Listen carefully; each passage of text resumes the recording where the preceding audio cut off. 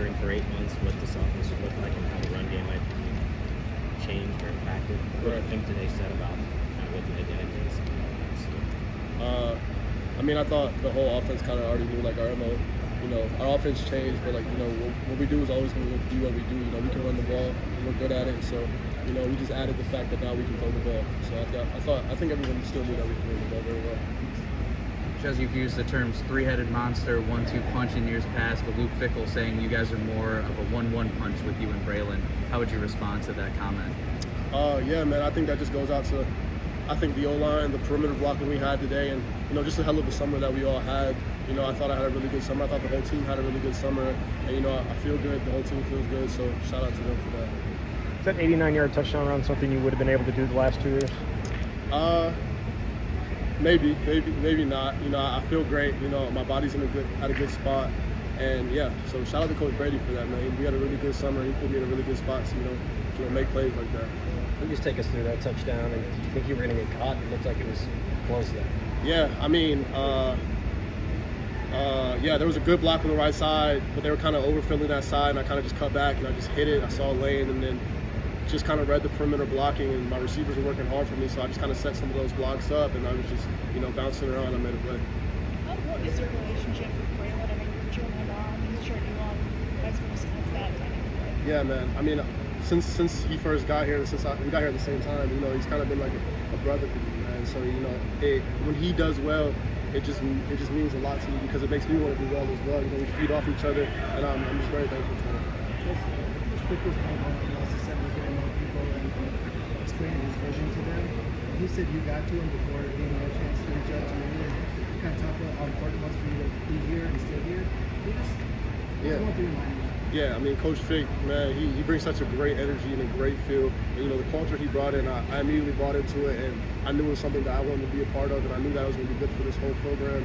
And, yeah, we sat down really early, and he kind of gave me the vision, and it was something that I feel like I couldn't say no to, and I just definitely needed to know that I letting him to know that I wanted to be here with that. You and Braylon had talked about what it might be like to have some lighter boxes. Is this what you envisioned in terms of what the two of you could pull off together in a game? Yeah, man. I mean, when you add the fact that we can throw the ball now, and you know we can do some different things, you know, this offense fits me well, and I think I definitely had that thought coming into today. Do you feel like dynamic's a good word to use to describe this new offense? I think that's a great word to use. I think we can do a bunch of different things. You know, Braylon had more catches than me today. He caught the ball well, and those are different things that I feel like we can do, you know, and just keep people on the hills. What were your impressions of how Tanner handled himself today, even when things didn't go well? Just, I know you haven't watched the film, but overall impressions of the passing portion of this new offense. Yeah, you know, I think Tanner's a hell of a leader. You know, he holds his head high, and you know he's accountable obviously for himself, but he always keeps us going, man. You know, he takes accountability for what he does, but you know he's always a spark for me at least. You know, I'm in the backfield with him, so he's always giving me encouraging words and stuff like that. So I think he's one hell of a leader. Guys, can you feel the increased space with the Longo offense? Can you feel like there was more room to run and kind of make those explosive plays? Definitely. You know, I was kind of accustomed just running into like loaded boxes, just running in the walls. But with this new offense, I feel like, you know, there's a lot of space. I can do things that, you know, maybe I didn't have an opportunity to do last year. So is it would have been completely normal if you tried to find somewhere where you could move that out? Were you ever tempted to, and maybe why not? Yeah, that goes back to me and Coach Fick having a conversation, you know, early on, and you know, kind of sharing his vision and kind of giving me, you know, the plan of what we could do this year. And since I kind of got that, you know, from him early on, I kind of didn't really seek anything else.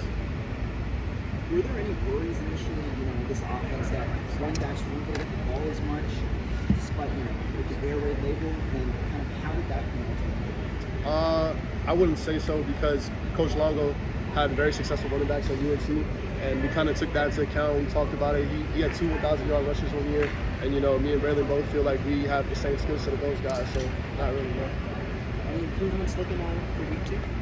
Yeah, we're going to watch the film and just kind of dial on and just keep going, keep this momentum going.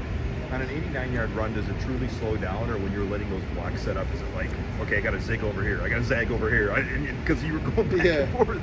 Yeah, I mean, with one of those plays, it's just the receivers honestly not giving up. You know, they could just easily just let the guy go, but I'm just letting them kind of, you know, develop the block, and then I see it and I just kind of cut based on what they're doing. And Shem on his touchdown, it was kind of like the will to get in the end zone. He had to beat 2-3 defenders. Is it the same thing for you? Like, okay, when the guys are blocking like that, it's your will to take it the distance? Absolutely, yeah. And Shem did the same thing, man. You know, he carried a couple guys into the end zone, so I definitely think it's the same thing. Talk about getting some juice or giving this offense, or really every unit juice. You know, how big do you think the performances you and Braylon had today provided that? Yeah, I mean, I think it goes to show, like, the running backs, I feel like the position itself is just, you can provide a spark for the whole team. You're able to have those plays that can, you know, be game breakers, you know, get the momentum back on your side. So, I mean, I think we did a really good job of, you know, being the spark plugs today.